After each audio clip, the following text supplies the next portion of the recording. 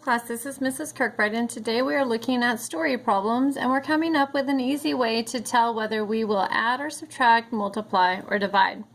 And the easiest way you can use to determine that is to look at your units to see what type of things they are. If they're the same type of things, the same unit, then you would add or subtract. If they're different units, then your only choice would be to multiply or divide. So you can narrow it down to two operations just by comparing their units.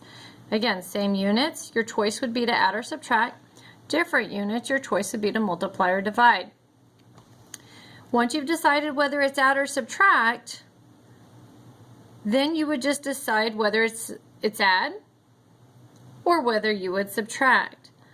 So the keywords for add would be total, combined, altogether, how many in all, how much, deposit, and, added, perimeter, sum, how many in total.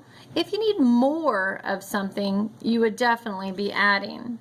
Your keywords for subtract are difference, decreased by, fewer, have left, how many more, how much longer, less than, how many were not.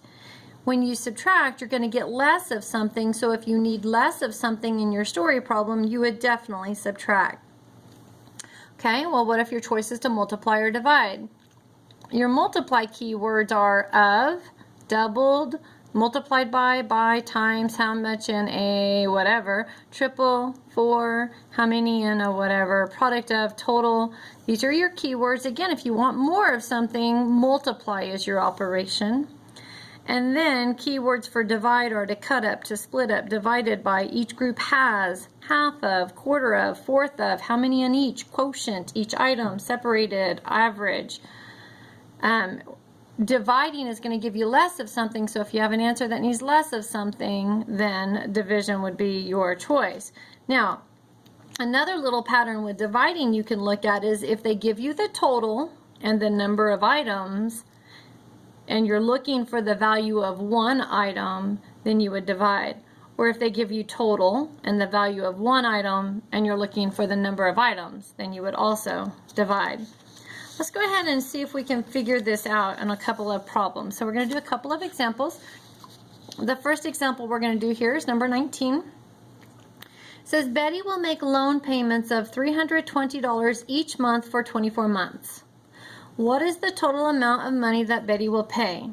Well, our first step is going to be to compare units. Well, we're going to have to circle the numbers with their units. So looking at this, Betty will make loan payments of $320 for 24 months. Well, this is in dollars, and this is in months. My units are different. Because my units are different, my two options would be to multiply or to divide. Well, now I'm going to read the rest of the question. I'm going to find the question sentence. I'm going to read it, and it's going to help me decide, will I be multiplying or dividing? What is the total amount of money that Betty will pay? Well, anytime they're looking for a total, my number is going to get bigger. And so this is a multiplication problem where I'm looking for the total. And so my answer is to multiply. Again, units are different. I'm looking for a total amount. That means my answer has to be bigger, and therefore I will multiply. Let's look at another choice. Let's try 21, see how we do. Alice scored 540 points and Julie scored 1,007 points on the new Ulta clone video game.